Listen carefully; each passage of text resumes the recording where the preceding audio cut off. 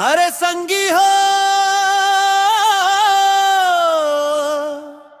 आगे फागुन महीना रे, रंग गुलाल ले भर गे गली गांव होली के तिहार आगे रे।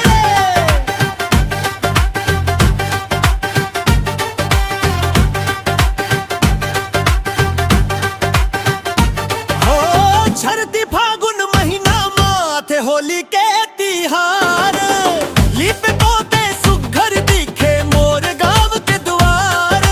रंग गुलाल उड़े अंबर मां हंसे सब परिवार, मिलजुल के मनाथन हम ना फागुन के तिहार।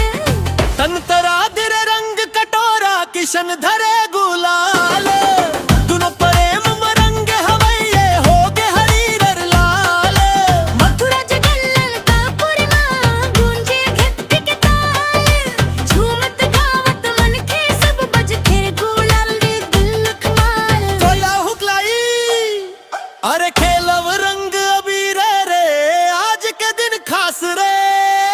सरती फागुन महीना मां, सरती फागुन महीना मां, सरती फागुन महीना मां, सरती फागुन महीना मां।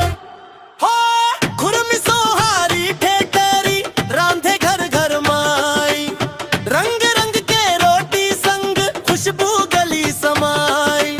आरा पारा जावत सबो बहु बेटी संगवारी, नाचत गावत हांसी ठिठोली भर गे खुशहाली भारी। अरे नाचा कर्मा के बोल रे, बाजे नगाड़ा ढोल रे। सरती फागुन महीना मां, सरती फागुन महीना मां, सरती फागुन महीना मां, सरती फागुन महीना मां। लइका मारे रंग भर के हंसे दे दे ताली, पिचकारी के धर्मा भिंजे चुनरी लाल गुलाली। गली गाँव में गुंज लागे मैं के बोली प्यारी, फागुन नुमा डूबे दिखते छत्तीसगढ़ मति भारी।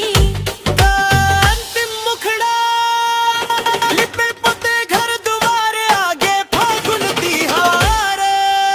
जितला काहे मिलजुल मनाव संग सबो परिवार, रंग गुलाल ले भर दे हूँ माया के संसार। फागुन के ये तिहार रे